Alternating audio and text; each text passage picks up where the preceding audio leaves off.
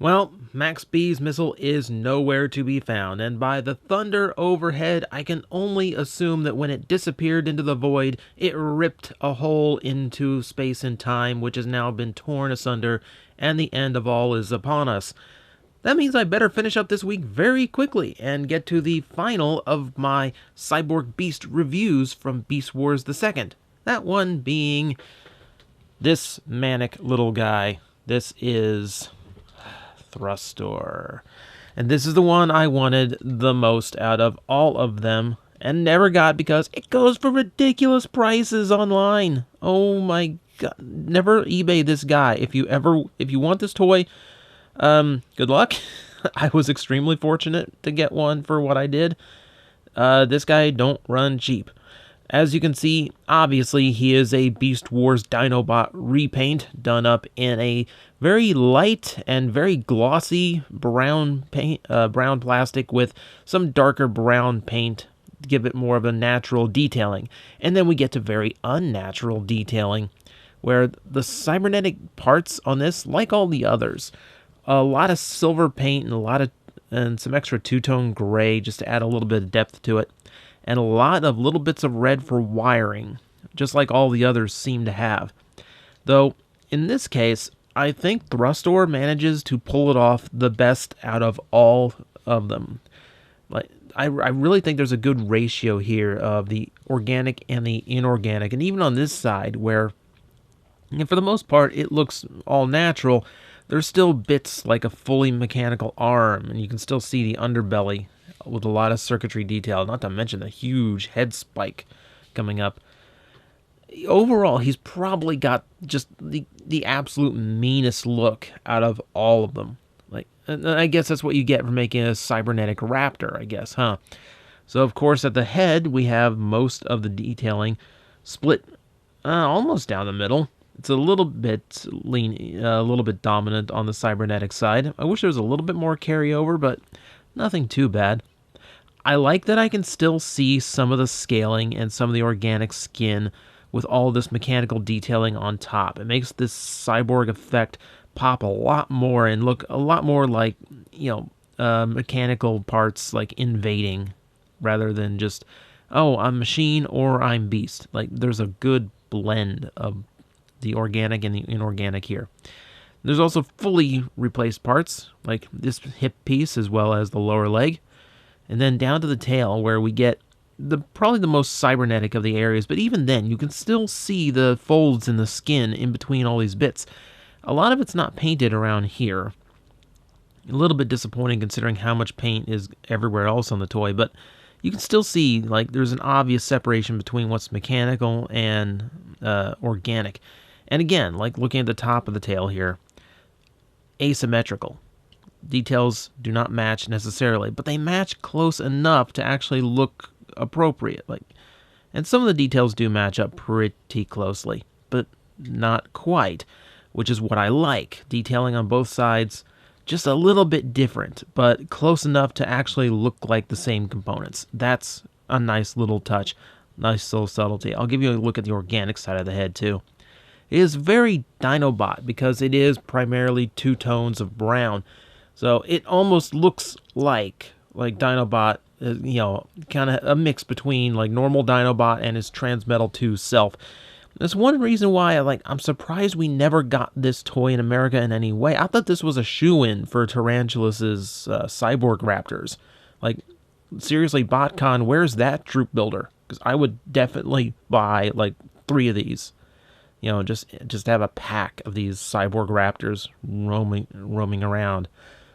And I love the look. This is one of those toys where I don't want to transform it because it looks so good in this one. The only complaint I have is how long the tail is in this mode, because it is freakishly long, as long as the rest of his body, and very thick as well. So proportionally, I can, yeah.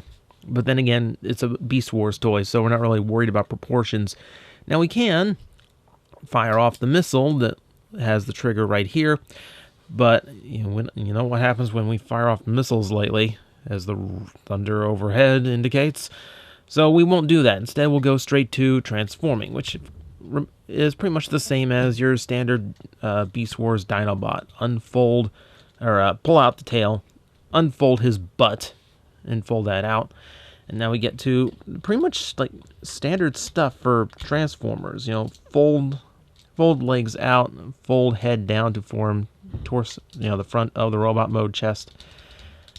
Dinobot always had this interesting thing where the sides of his body rotate 180 degrees in order to form the sides of his robot mode. I always kind of like that step in the transformation. Hang on, if we hang on, I got a panel stuck. Hang on. There we go. And we fold that down. That gets out of the way. We rotate the head around. And now we rotate around the legs. Some of my favorite detailing, which you'll see. Feet, the heel spurs fold out. You know, like so. There we go. And we'll rotate this around. Nice to actually have like the joints in this thing are like fairly stiff considering how many times this mold got used. Like, if you haven't looked it up, like look up how many times this mold got reused. Like, they loved this mold, and this isn't even the only time it was remolded into something that wasn't a fully organic Raptor. So, I guess right there we can call that the robot mode. This is Thrustor in his full half cyborg, half robot who kind of looks like a raptor. He's two kinds of robots now. But hey, he actually looks kind of cool doing it. So, I'll give you a little, I'll adjust just a little bit so I don't have to keep reframing. And there you go. Thrustor in his full manic and absolutely psychotic looking glory. Go in close on the head, and I can see a little bit of Dinobot, which is probably the scowl doing that more than anything. And maybe a little bit of the Transmetal 2 Dinobot with that Borg eye going on. But I love the look here. Like, again, like this perfect blend where the mechanical is overtaking the natural. It's a really creepy design. This guy looks like absolutely psychotic. I'm such a fan of this toy. Like most of the Beast Wars toys, everything we saw in Beast Mode is pretty much apparent in this mode, so there's not a whole lot of new details. I do like how the added components for the Beast Mode's leg end up on the arm here. So he has this one arm that is just very, like, cyberized? I don't know. And then we have this arm, which is completely organic. And we still have the asymmetry going on to create, you know, that look on the chest where half one, half the other. And again, they're good at balancing. Mechanical here, mechanical, inner, mechanical. And then the legs. The legs are the details we really couldn't see in the actual Beast Mode. You know, because they were on the underside. I guess we could have, but I wanted you to see them here because, man, they put a lot of detailing in here. First off, we'll remove this and get it. We'll show it off a little bit later. But you can see something interesting here where a lot of the details are very similar, but they aren't the same detail. Like, they form the same basic silhouette, like these pieces popping out of the ankles, but we have one that's shaped this way and one shaped this way.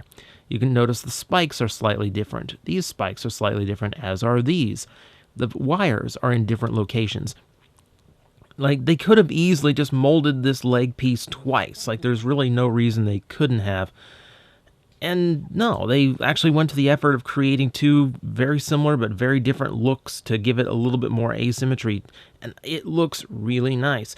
And again, like, lavishly painted. Like, all the details on the legs are completely covered, even little bits like this. I guess that's kind of one of the reasons why I'm kind of bummed that the tail wasn't completely painted like, you know, the legs are. Because all that detail is just so nice when it's painted and pops out like that. Okay, so for articulation on this guy, we have a very stiff neck joint, which can, as we saw in Transformation, rotate all the way around, if yours is actually loose enough for it. He has fully universal shoulders with two joints allowing that, a 90-degree elbow with a bicep rotation. You'll see me holding onto the chest as I manipulate the arms. That's because these joints are actually so tight, they're tighter than the joint holding his torso in place, which is a little bit of a bummer, but, you know, I'm happy that any joint is tight after how many times this mold got used. There's a little bit of restriction in the thigh joint. It's ball jointed, but there's a little bit of overhang from his chest, so not not as much movement as you'd hope for. A ball jointed knee, which means it can rotate as well as bend, and a little bit of play in the ankle, but not a whole lot. Just enough to get some extra stability if you need it. So overall, if you've ever seen the Dinobot mold, it doesn't really add any to the articulation. He poses just fine for a Beast Wars toy. A lot going on, and not as reliant on ball joints as you'd expect a Beast Wars toy to be. So he generally ends up being a little bit more solid than you would probably expect. Now, and that's a good thing because his weaponry is just absolutely, like, insane. More insane than how he looks. For starters, he has a new sword, which you can see. I like the look of this with the serrated side on one side and then the mechanical blade on the other. Very nice. Now for him, we can plug in like so, and there's no real way of sensibly holding it. Because to hold this way, his hand is sideways and you don't get the elbow. To hold the blade this way, now it's kind of cutting into his fingers as he holds it.